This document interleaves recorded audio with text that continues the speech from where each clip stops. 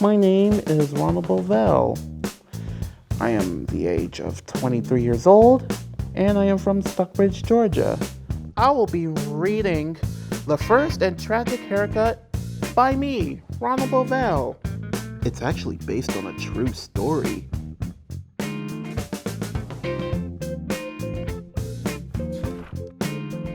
Let me take you back when I was just a little kid, maybe 3 to 4 years old. I lived in the Bronx with my family. There were 4 other siblings, my grandparents, my aunts, cousins, and Auntie Lucy.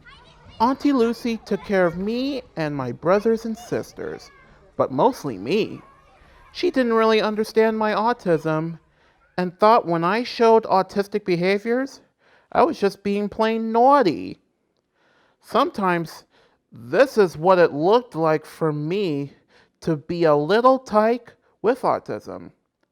I constantly had food in my hair.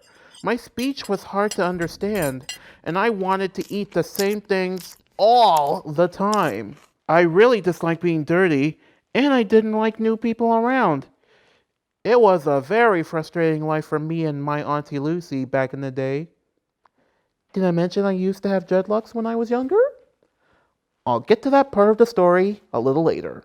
Food had a strange feeling about it. It was all squishy and sticky. I always wanted to wipe it off my hands as quickly as possible, so I rubbed my hands on my dreadlocks. Auntie Lucy was not amused. She became enraged with me because she believed I was just being mischievous. Remember, back then, I couldn't talk much by using words and sentences. Trying to describe to her how much I didn't like the feeling of food on my hands was difficult. All I wanted to do was scrape it off my palms, and my hair seemed like an easy, safe place to put it. We went through this loop every day, breakfast, lunch, and dinner. One day, Auntie Lucy had just about enough of my behavior. She said we were going out. I didn't know where we were going, so I was kind of excited at first. I thought perhaps we were going for a stroll, or the playground where I could go down the slide and on the swing. Maybe we were going to the ice cream truck that I liked so much. Nope. We ended up at the barber shop. When I realized where we are, I felt pretty nervous. It looked really scary. I questioned why we were there with my limited words. The clippers were also noisy. It got me so afraid that I felt like running away. I bet by now you've guessed what was about to happen. By the time it was over, I was forced to say goodbye to my dreadlocks.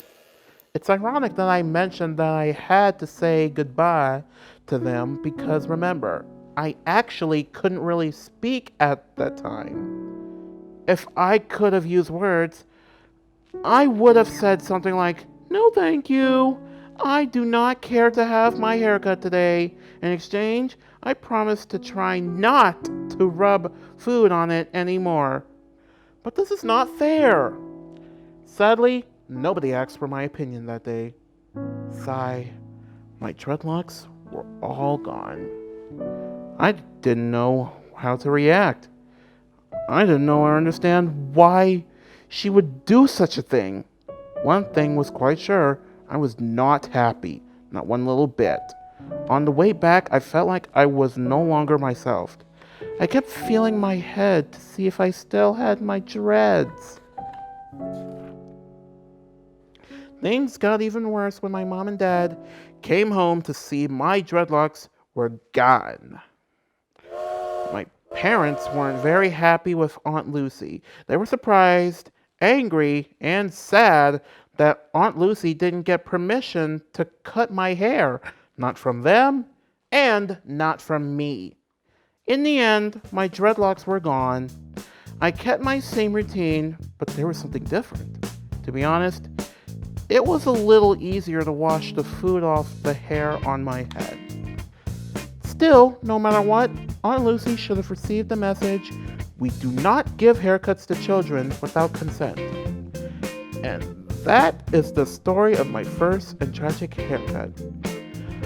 I hope everyone reading and hearing this story will remember.